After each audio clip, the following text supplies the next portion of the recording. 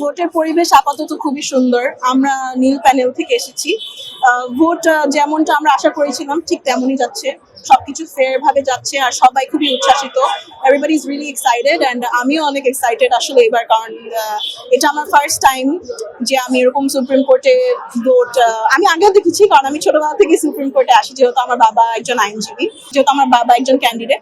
তার ক্যাম্পেইনিং করা থেকে স্টার্ট করে সবকিছুতে আমি ইনভলভ আছি ডিরেক্টলি, সো এটা আমার খুবই ভালো লাগছে। এভিডেন্স ছাড়া যদি কেউ বলে যে আমাদের ভোট চুরি হচ্ছে, আমার ভোট রিগড হচ্ছে, এটা আসলে একটু অযৌক্তিক। এটা আপনারা একটু কমন সেন্স দিয়ে চিন্তা করে দেখেন যে যেখানে ভোট এখন পর্যন্ত শেষ হয়নি, ভোটের রেজাল্ট আসেনি, কালকে মাত্র ভোট শুরু হয়েছে, আজকে লাস্ট ডে, সো রেজাল্ট আসেনি, এখনো ভোট চলছে। ইনফ্যাক্ট এখন পিছনেই আমাদের ভোট কেন্দ্রে ভোট চলছে।